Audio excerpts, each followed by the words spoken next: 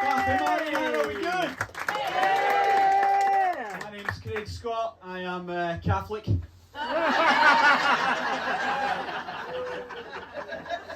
I'm only kidding. No. I did find out recently that my dad has joined the Masons, right? Which is fine by me, no problem at all. He said, do you want to come along? I'm doing a little social thing, the Sonic Hall. So I went along, right? We all know the Masons are famous for the old sneaky handshake, right?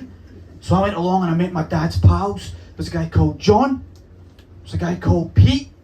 There's a guy called Anthony, right? And I shook Anthony's hand.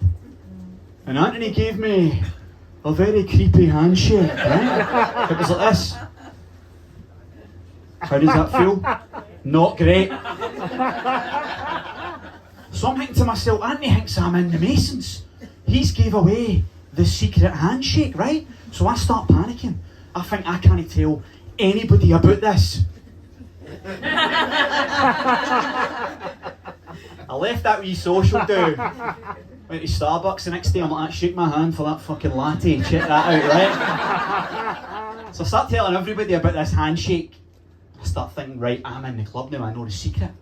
A couple of weeks later, my dad says, do you want to go and play darts? Me and the boys that you met, we're going to go and do a bit of darts. I said, alright, brilliant, they were nice guys. So again, same three guys, Anthony's there again. And he does the handshake. He's a wee shake. How does that feel? That says it all, thank you. So I get a bit confident, right, we're playing darts, but Anthony's not playing darts, he's standing over in the far corner, and he's just watching, and he's drinking, right? I get a bit confident. I shout over, Anthony, are you too good to play darts with us, pal? And calm as you like, Anthony goes, I'd be no fucking use, Craig. I've only got 4 fingers.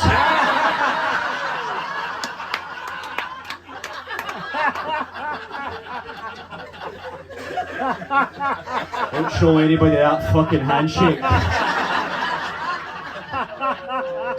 That is a true story. Where's the tax man? Yourself? The tax man. Doing tax just now, moving into a driving instructor. How long do you think you'll do that before you start being a traffic warden? See how it goes. It's nice to be here on a Sunday, because my Sundays are a bit depressing, right? My Fridays are good, my Saturdays are great, Sundays, no good. And there's one reason for this. I go and see my 11-year-old nephew play football.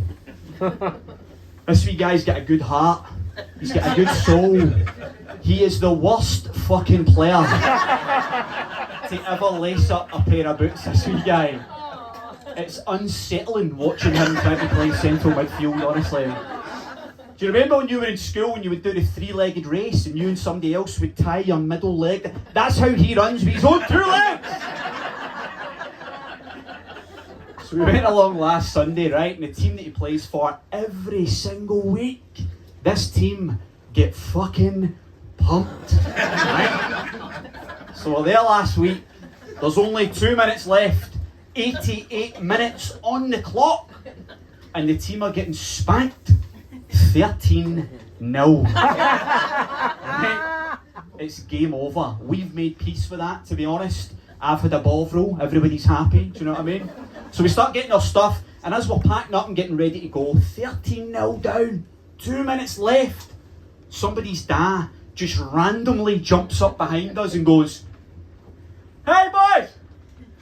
Let's start communicating!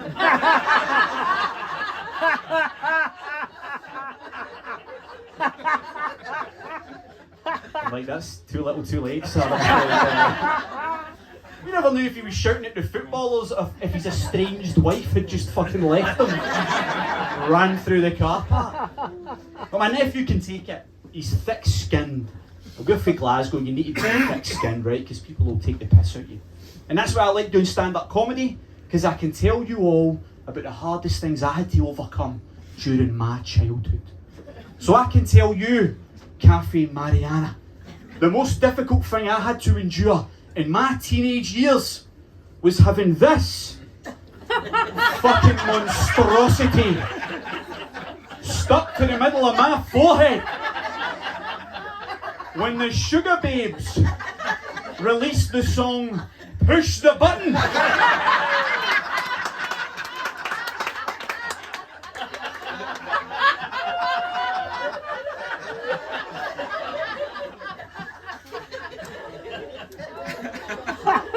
There was not a forehead in Glasgow that was fucking slapped as much as this in 2005, let me tell you. But it's not all bad, the forehead stuff, because genuinely I'm married into a Sri Lankan Hindu family. With this! Every single Diwali I'm just fucking moonwalking in. You guys all good, yeah? Radiating prosperity wherever I go. There's only one other good thing that I can think would potentially ever happen with this forehead thing, right? And that's in the weird, unlikely circumstance that a sniper is lining me up for 200 yards. And he stops and he goes, "Somebody's fucking beat us to it, lads, let's go."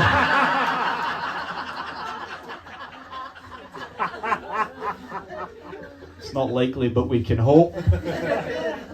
As I say, I'm from Glasgow. I'm from the south side. I spent a lot of time in the city centre. And there's a couple of different areas in Glasgow and there's different sort of stereotypes. But a few months ago, I saw what I would consider the most Glaswegian thing I've ever seen in my life. Went out for a few beers, phoned a taxi to head home, and I'm waiting for this taxi right outside, and all I hear is this unmistakable sound.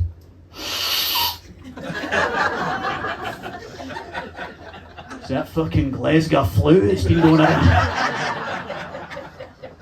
So I hear it right and I have a wee look, and then I finally locate it. The most Glaswegian thing. It wasn't him, by the way, I'm just using him as a prop. The most Glaswegian thing I've ever seen in my life. It was a guy snorting a line of cocaine off a wall-mounted defibrillator.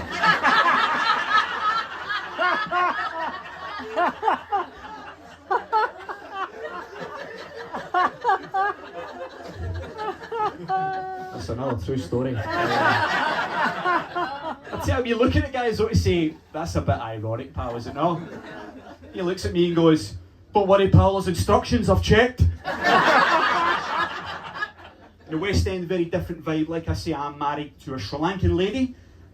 We went out for coffee. And I'm paying for this coffee in the West End, and there's posters on the wall, very similar to this wall here. And one poster in particular caught my eye. It was a black background, and all it had on it was two words. It said, "Resist racism." That was it. Resist racism. I had to look at that poster and I thought to myself, that terminology is a little bit weird, isn't it? Because I've heard racism described in loads of different ways. I've heard it called ugly, I've heard it called unacceptable, unforgivable. Never heard it called irresistible. I'm still doing that fucking racism, mate. I just can't help myself, honestly. It's in my blood. And obviously every relationship, you have your ups, you have your downs. Me and my wife have been having a tough time recently. And it's hard to kind of overcome that, right? And it's my fault, to be honest. She says to me, I don't talk about the way I'm feeling.